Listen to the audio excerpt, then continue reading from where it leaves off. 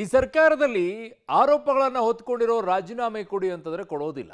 ಆದರೆ ಒಬ್ಬ ಅಧಿಕಾರಿಗೋಸ್ಕರ ತಮ್ಮ ಇಲಾಖೆಯಲ್ಲಿ ಹಸ್ತಕ್ಷೇಪ ಆಗ್ತಾ ಇದೆ ಅನ್ನೋ ಕಾರಣಕ್ಕೋಸ್ಕರ ತಮ್ಮ ಇಲಾಖೆಯ ಒಬ್ಬ ಒಳ್ಳೆಯ ಅಧಿಕಾರಿಗೆ ನೋಟಿಸನ್ನು ಕೊಟ್ಟಿದ್ದಾರೆ ಅನ್ನೋ ಕಾರಣಕ್ಕೋಸ್ಕರ ನೇರವಾಗಿ ಕೆ.ಜೆ. ಜಾರ್ಜ್ ಅವರು ರಾಜೀನಾಮೆ ಕೊಡುವಂಥ ಹಂತಕ್ಕೆ ಹೋಗಿದ್ರು ಅನ್ನುವಂಥ ಮಾಹಿತಿಗಳು ಬಂತು. ನಿಜಕ್ಕೂ ಕೂಡ ರಾಜೀನಾಮೆ ಕೊಡುವ ಹಂತಕ್ಕೆ ಹೋಗಿದ್ದ? ನಂಬಿಕೆ ಇದೆ ನನಗೆ ಮುಖ್ಯಮಂತ್ರಿಗಳ ಮೇಲೆ ಅನ್ನುವಂಥ ಹೇಳಿಕೆ ಅನೇಕ ರೀತಿಯಾದಂಥ ವಿಚಾರಗಳಿಗೆ ಪುಷ್ಟಿಯನ್ನು ಕೊಡುತ್ತೆ. ಅದು ಹಾಗೂ ಇರ್ಬೋದು, ಹೀಗೂ ಇರ್ಬೋದು. ಬಟ್ ಈಗ ಯಾವ ವಿಚಾರಕ್ಕೆ ಕೆ.ಜೆ. ಜಾರ್ಜ್ ಅವರು ರಾಜೀನಾಮೆ ಕೊಡುವ ಹಂತಕ್ಕೆ ಹೋಗಿದ್ರು, ಯಾರ ವಿಚಾರದಲ್ಲಿ? ಸಿದ್ದರಾಮಯ್ಯನವರಿದ್ದಂಥ ಸಂದರ್ಭದಲ್ಲಿ ಯಡಿಯೂರಪ್ಪನವ್ರ ವಿಚಾರದಲ್ಲಿ ಮಾತನಾಡ್ತಿದ್ರು. ಯಡಿಯೂರಪ್ಪನವರು ಮುಖ್ಯಮಂತ್ರಿ ಆದಾಗ ಸಿದ್ದರಾಮಯ್ಯನವರು ಹಿಂದೆ ಮಾತಾಡ್ತಾ ಇದ್ದಿದ್ದು, ವಿಜಯೇಂದ್ರ ಅವರು ಹಸ್ತಕ್ಷೇಪ ಮಾಡ್ತಾ ಇದ್ದಾರೆ, ವಿಜಯೇಂದ್ರ ಅವರು ಲೂಟಿ ಹೊಡಿತಾ ಇದ್ದಾರೆ, ಹಾಗೆ ಹೀಗೆ ಅಂತ ಹೇಳಿ.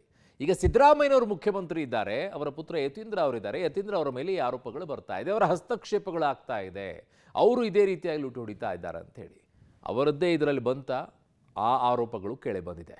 ಅದಕ್ಕೆ ಏನು ಹೇಳಿದ್ದಾರೆ ಜಾರ್ಜ್ ಅವರು?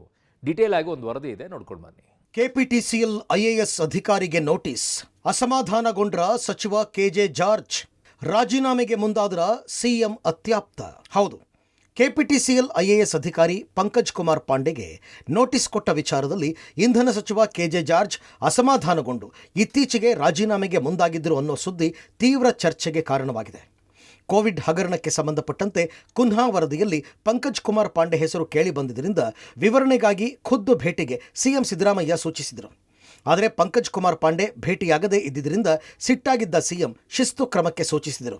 ಇಲಾಖೆಯ ಅಧಿಕಾರಿ ವಿರುದ್ಧ ಶಿಸ್ತು ಕ್ರಮ ಕೈಗೊಳ್ಳಲು ಮುಂದಾಗಿದ್ದಕ್ಕೆ ಬೇಸರಗೊಂಡ ಜಾರ್ಜ್ ರಾಜೀನಾಮೆ ಪ್ರಸ್ತಾಪ ಮುಂದಿಟ್ಟಿದ್ರು ಎನ್ನಲಾಗಿದೆ. ಜಾರ್ಜ್ ಅವರನ್ನ ಸಿಎಂ ಸಿದ್ದರಾಮಯ್ಯ ಸಮಾಧಾನ ಪಡಿಸಿದ್ದಾಗಿ ಗೊತ್ತಾಗಿದೆ. ಕೆ.ಜೆ. ಜಾರ್ಜ್ ಅವರು ರಾಜೀನಾಮೆಗೆ ಮುಂದಾಗಿದ್ರ, ಪಂಕಜ್ ಕುಮಾರ್ ಪಾಂಡೆ ಅವರ ವಿಚಾರಕ್ಕೆ ಕೆ.ಜೆ. ಜಾರ್ಜ್ ಅವರು ಮುನಿಸಿಕೊಂಡಿದ್ರ, ಈ ರೀತಿಯ ಚರ್ಚೆ ಜೋರಾಗಿಯೇ ನಡೀತಾ ಇದೆ. ಪ್ರಮುಖವಾಗಿರ್ತಕ್ಕಂಥದ್ದು ಜಾರ್ಜ್ ಅವರ ಅಸಮಾಧಾನಕ್ಕೆ ಕಾರಣ ಪಂಕಜ್ ಕುಮಾರ್ ಪಾಂಡೆ ಅವರ ಮೇಲೆ ಶಿಸ್ತು ಕ್ರಮವನ್ನು ತೆಗೆದುಕೊಳ್ಳೋದಕ್ಕೆ ಮುಂದಾಗಿದ್ದು ಅಂತ. ಸಿಎಂ ಸಿದ್ದರಾಮಯ್ಯ ಅವರು ಕರೆದಂತಹ ಸಭೆಗೆ ಪಂಕಜ್ ಕುಮಾರ್ ಪಾಂಡೆ ಅವರು ಬರದೇ ಇರತಕ್ಕಂಥ ಹಿನ್ನೆಲೆಯಲ್ಲಿ ಸಿಎಸ್ ಅವರು ನೋಟಿಸ್ ಅನ್ನು ಕೊಡ್ತಾರೆ. ಆ ನೋಟಿಸ್ಗೆ ಪಂಕಜ್ ಕುಮಾರ್ ಪಾಂಡೆ ಅವರು ಕೂಡ ಉತ್ತರವನ್ನು ಕೊಡ್ತಾರೆ. ಇದನ್ನ ಸ್ವತಃ ಸಿಎಂ ಕಾನೂನು ಸಲಹೆಗಾರಂತ ಪೊನ್ನಣ್ಣ ಅವರೇ ಒಪ್ಪಿಕೊಂಡಿದ್ದಾರೆ. ಆದರೆ ಜಾರ್ಜ್ ಅವರು ಇದನ್ನು ಅಲ್ಲಗಲಿತಾ ಇದ್ದಾರೆ. ಅಂದ್ರೆ ಪಂಕಜ್ ಕುಮಾರ್ ಪಾಂಡೆಗೆ ನೋಟಿಸ್ ಕೊಟ್ಟಿರ್ತಕ್ಕಂಥದ್ದು ಗೊತ್ತಿಲ್ಲ, ಯಾರು ಕೊಟ್ಟಿದ್ದಾರೆ ಅವರನ್ನೇ ಕೇಳಿ, ಆದರೆ ನಾನು ರಾಜೀನಾಮೆ ಕೊಡುವಂತ ಪ್ರಮೇಯ ಇಲ್ಲ, ನಾನು ಆ ಪ್ರಶ್ನೆ ಬಂದಿಲ್ಲ, ನಾನು ಸಿಎಂ ಸಿದ್ದರಾಮಯ್ಯ ಚೆನ್ನಾಗಿದ್ದೀವಿ ಅಂತ ಹೇಳಿದ್ದಾರೆ.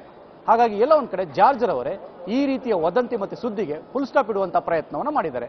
ಹಾಗಾದ್ರೆ ಮುಂದೇನಾಗುತ್ತೆ ಅಂದ್ರೆ ಅವರ ಇಲಾಖೆಯಲ್ಲಿ ಹಸ್ತಕ್ಷೇಪ ನಡೆದಿದೆಯಾ ಇಲ್ವೋ ಅನ್ನೋದಕ್ಕೆ ಅವರೇ ಸ್ಪಷ್ಟನೆ ಕೊಡಬೇಕಾಗುತ್ತೆ. ಜನವರಿ 20ಕ್ಕೆ ಖುದ್ದು ಭೇಟಿಗೆ ಸೂಚಿಸಿದ್ದ ಸಿಎಂ. ಪಬ್ಲಿಕ್ ಟಿವಿ ವರದಿ ಒಪ್ಪಿಕೊಂಡ ಪೊನ್ನಣ್ಣ. ಇನ್ನು ಐಎಎಸ್ ಅಧಿಕಾರಿ ಪಂಕಜ್ ಕುಮಾರ್ ಪಾಂಡೆ ವಿರುದ್ಧ ಸಿಎಂ ಸಿದ್ದರಾಮಯ್ಯ ಅಸಮಾಧಾನಗೊಂಡಿದ್ದ ಪತ್ರ ಪಬ್ಲಿಕ್ ಟಿವಿಗೆ ಲಭ್ಯವಾಗಿದೆ. ಇದರ ಅನ್ವಯ ಸಿಎಂ ಸಿದ್ದರಾಮಯ್ಯ ಶಿಸ್ತು ಕ್ರಮಕ್ಕೆ ಮುಂದಾಗಿದ್ದರು ಎನ್ನಲಾಗಿದೆ. ಪಂಕಜ್ ಕುಮಾರ್ ಪಾಂಡೆಗೆ ನೀಡಿದ್ದ ನೋಟಿಸ್ನಲ್ಲಿ ಏನಿದೆ ಅಂತ ನೋಡೋಣ. ಪಂಕಜ್ ಕುಮಾರ್ ಪಾಂಡೆಗೆ ನೋಟಿಸ್.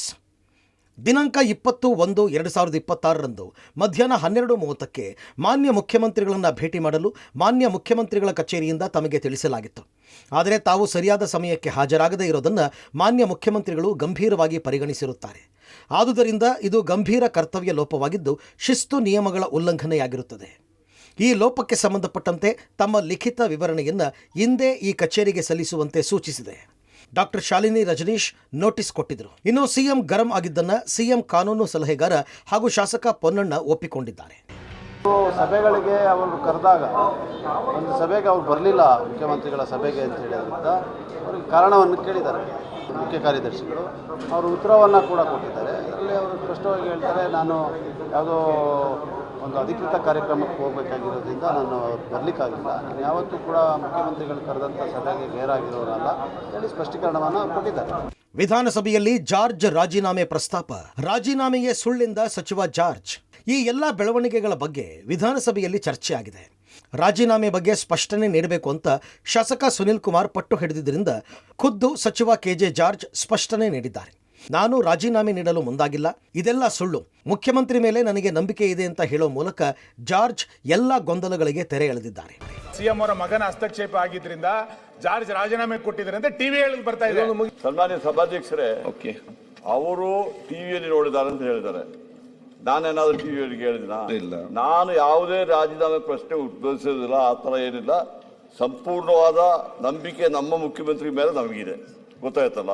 ನಿನ್ನೆ ಸಮೇತ ನಮ್ಮ CLP ಮೀಟಿಂಗ್ ಇತ್ತು. ನೀವು ಯಾವ್ದಕ್ಕೆ ಕೇಳ್ಬಿಟ್ಟು ನನಗೆ ಗೊತ್ತಿಲ್ಲದ ವಿಚಾರ ನೀವು ನಮಗೆ ಬೇಕು ಸರ್, ಅದಕ್ಕೆ ಕೇಳ್ತಾ ಇರೋದು.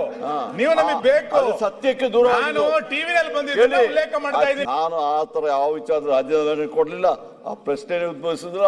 ಸಂಪೂರ್ಣವಾದ ನಂಬಿಕೆ ಮತ್ತೆ ಬೆಂಬಲ ಮುಖ್ಯಮಂತ್ರಿ ಅವರೊಟ್ಟಿಗೆ ನಾವೆಲ್ಲ ಇದ್ದೀವಿ. ಸಚಿವ KJ ಜಾರ್ಜ್ ರಾಜೀನಾಮೆ ಕೊಡೋಕೆ ಮುಂದಾಗಿದ್ರು ಅನ್ನುವಂಥ ವಿಚಾರ ಸದನದಲ್ಲೂ ಕೂಡ ಚರ್ಚೆ ಆಗಿದೆ. ವಿಪಕ್ಷ ನಾಯಕರುಗಳು ಈ ವಿಚಾರವನ್ನ ಎತ್ತಿದಾಗ ಆ ರೀತಿಯ ಯಾವ ಬೆಳವಣಿಗೆಯೂ ಆಗಿಲ್ಲ, ನನಗೆ ಮುಖ್ಯಮಂತ್ರಿಗಳ ಮೇಲೆ ನಂಬಿಕೆ ಇದೆ ಅನ್ನುವಂಥ ಮಾತನ್ನ ಸಚಿವ ಜಾರ್ಜ್ ಅವರು ಹೇಳಿದ್ದಾರೆ. ಆದರೆ ಮುಖ್ಯಮಂತ್ರಿಗಳ ನಿವಾಸದಲ್ಲಿ ಕೆಲವೊಂದು ವಿಚಾರಗಳಿಗೆ ಸಂಬಂಧಪಟ್ಟಂತೆ CM ಮತ್ತು ಜಾರ್ಜ್ ಅವರ ನಡುವೆ ಮಾತುಕತೆ ನಡೆದಿತ್ತ, ಅದು ಅಧಿಕಾರಿಯ ವಿಚಾರಕ್ಕಾಗಿ ನಡೆದ ಮಾತುಕತೆನಾ ಅಥವಾ ಬೇರೆ ಯಾವುದಾದ್ರು ವಿಚಾರಕ್ಕೆ ಮಾತುಕತೆ ಆಗಿತ್ತ? ಆ ಸಂದರ್ಭದಲ್ಲಿ ರಾಜೀನಾಮೆಯ ಮಾತನ್ನ ಸಚಿವ ಜಾರ್ಜ್ ಆಡಿದ್ರಾ ಅನ್ನುವಂಥ ಪ್ರಶ್ನೆಯನ್ನು ಕೂಡ ಇದು ಹುಟ್ಟಾಕುತ್ತೆ. ಒಟ್ನಲ್ಲಿ ಸಚಿವ KJ ಜಾರ್ಜ್ ಖುದ್ದು ಸ್ಪಷ್ಟನೆಯಿಂದ ರಾಜೀನಾಮೆ ಬಗ್ಗೆ ಎದ್ದಿದ್ದ ಎಲ್ಲ ಗೊಂದಲಗಳು ಬಗೆಹರಿದಿವೆ. Political bureau, Public TV.